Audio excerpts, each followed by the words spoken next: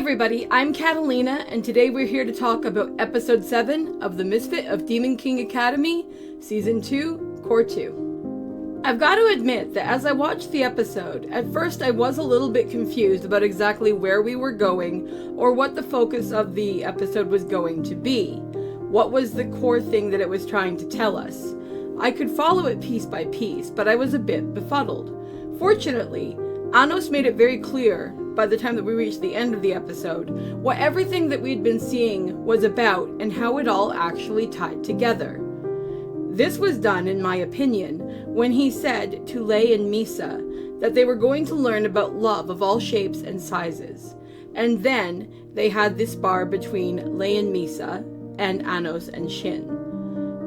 The theme of the episode overall was an exploration of a varying arrangement of different types of love.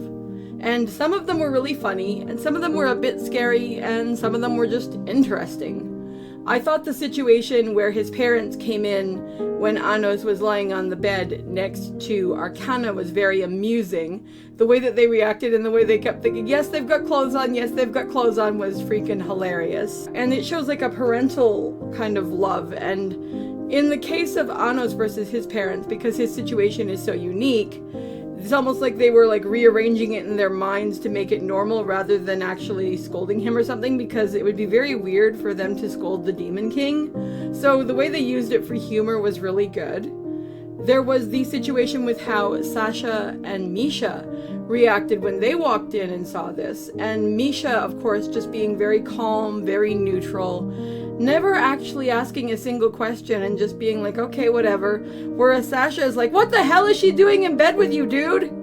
Which was hilarious because, like, holy crap, dude. That would be how Sasha would react. And it makes sense because Sasha's feelings toward him are...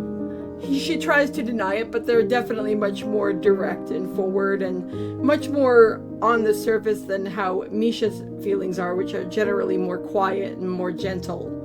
But, like, the way that they react to Anos and the way Anos interacts with them is really fascinating because we get, like, instances or ideas of them expressing a more, at least slightly romantic love toward him, whereas his reaction to them is generally more neutral. So that's fascinating, and it was really fun to see how each of them reacted differently to the situation and to the information they were getting from Arcana about what was actually going on and about the possibility that their fused form may have actually been some form of deity that caused mischief in the past, and what that could actually mean going forward. But then we move to the situation where we're at the school and we see a different kind of love going on. We see the aftermath of how some of these royalist students have been treating Anos when he was a student in the classroom versus how they're reacting now and how they're thinking, oh God, we were miserable to this guy. He's gonna punish us. He's gonna torture us. He's gonna this. He's gonna that. And meanwhile, Anos is just standing down there like, okay? And sort of just tuning it out. And like his friends are trying to get everything to calm down. But of course, Anos has no interest in punishing or torturing them or anything. If Anos wanted to do anything to them, he would have done it eons ago. It would have been over before it started. But I mean, that's just not how Anos rolls. Anos wants everyone's lives to be good. And I mean, sure, Anos will step up if justice is needed, but he's not going to worry about some petty slight against himself without a good reason. It's just not who he is.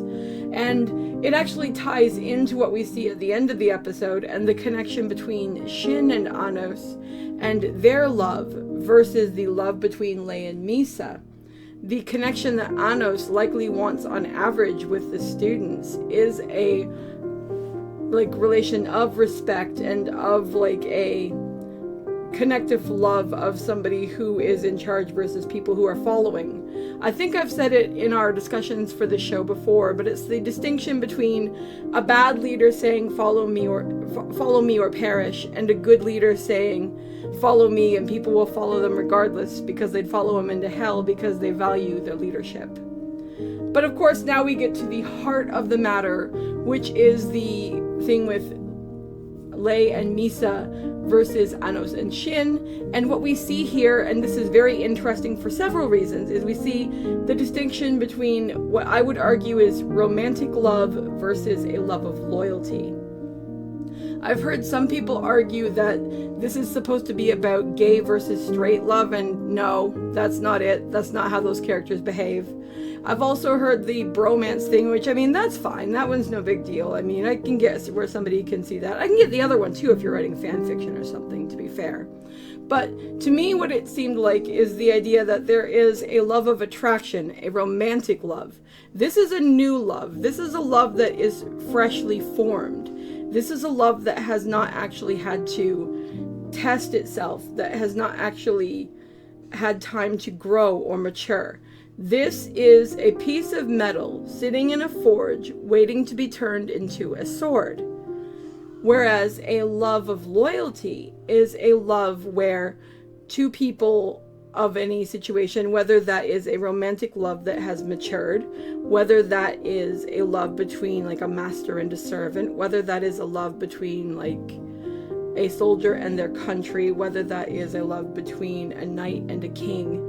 It's a very different, a parent and a child, two siblings, any of these kinds of things where it's not about some kind of passion. It's about something where a passion of some form has turned into a purpose. And that is the natural maturing form of any kind of love. That is what you want to go toward. Romantic love is having a wedding. A love of loyalty is the actual marriage. Romantic love is they lived happily ever after.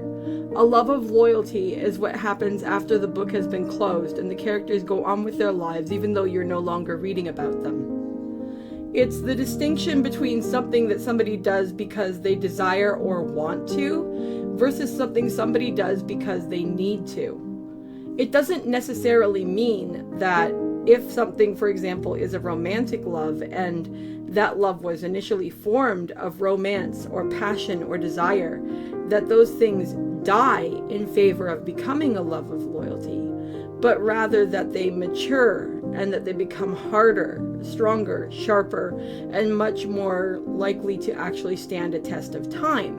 And I think that's what Anos was trying to get at when he was talking to Lei and Misa, especially when he was talking about the possibility that they still feel slightly insecure or embarrassed about their love for each other. And the fact that that uncertainty and that lack of honing what they have together, which can only come with time, is something that's still holding them back. And it was funny because I'm very much a romantic kind of person. I really love romantic love, especially in stories and stuff. So when he first said that, I was kind of rolling my eyes. And then I really thought about what he was saying. And I'm like, wait, he's not shitting on the idea of romantic love, but rather he is explaining to them, or he's trying to teach them, that their love basically needs to level up. It doesn't mean that they stop feeling romantically toward each other, but it means that if their love is real and true, that with time it will basically gain new powers, for lack of a better term. And I thought that was really interesting. Anyway, I quite enjoyed this episode. I do hope we get more information on whatever's going on with this sister that we saw at the start of the episode, because that is still deeply confusing me. It looks like we're actually going to be going and trying to find some kind of god and trying to get some answers or some information, which will definitely be a plus, because we definitely have some things that are dangling in the air and some mysteries that need to be resolved. But I'd love to know what you guys thought of this episode, so feel free to drop a comment below and let me know, and I'll see you guys in the next video. Talk to you later. Bye!